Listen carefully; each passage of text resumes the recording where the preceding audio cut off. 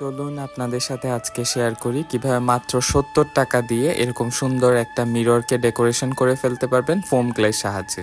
তো এখানে আমি প্রথমে একটা ফোম ক্লে দিয়ে এভাবে ফ্লাওয়ার মেক করে নিয়েছিলাম। ফোম ক্লেটা আমার আগের ভিডিওতে ডিটেলসে দেওয়া আছে কিভাবে আপনারা ফোম ক্লে দিয়ে এই সুন্দর ফ্লাওয়ারগুলো মেক করতে পারবেন।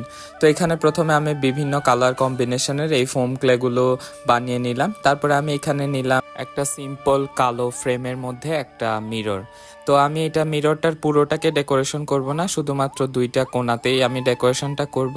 তো এখানে আমি গ্লু হিসেবে ইউজ করতেছি ফেবিক্রিলে যে ফেব্রিক গ্লুটা পাওয়া যায় সেটা। আমার কাছে যেটা আসলে অ্যাভেলেবেল ছিল হার্ড গ্লু হিসেবে আমি এটা ইউজ করতেছি। আপনারা গ্লুগানও ইউজ করতে পারেন, তবে ফেবিকল দিয়ে এই কাজগুলো আসলে করা যাবে না, একটু হার্ড গ্লু ব্যবহার করতে হবে।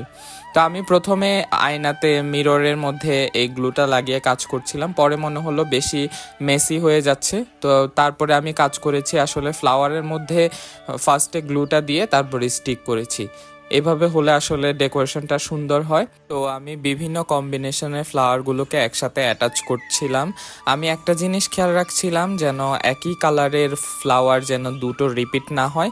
আসলে বিভিন্ন কালারের দিলে জিনিসটা দেখতেও সুন্দর লাগে, প্লাস খুবই অ্যাট্রাকটিভ লাগে আমার কাছে যেটা মনে হয়।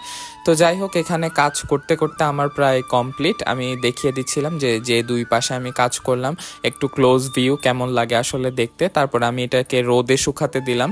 রোদে শুকানোর ফলে আসলে এটা একটু তাড়াতাড়ি শুকিয়ে যায়, 30 মিনিটসের মধ্যে একদম হার্ড হয়ে যায় দেখতে।